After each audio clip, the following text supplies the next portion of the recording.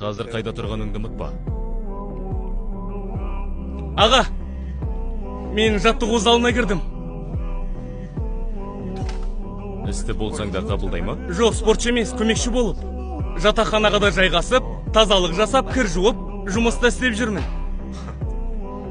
Неге күлесің, ақыма? Тұратын жері мен тамақта дайын. Айтпақшы, жаттығудан кейін Санхёкпен бірге жаттығамыз. Ал одан кейін өзім дайындалам.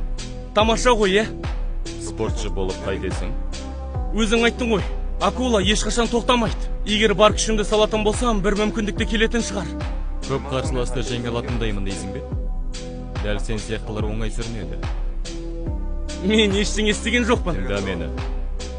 6 ай бұрынғы жағдай болса да, жер асты әлемінде аты шыққан Бесокчанды сен жеңдің. Бұған міндетті түрде қанішерлер жапса. Бұл олай болмайды, аға. Мен ондай емеспін ғой. Қазір қайда тұрғаныңды ұмытпа. Иә. Енді қолыңнан келген жаса. Саған сенемін. Көп рахмет.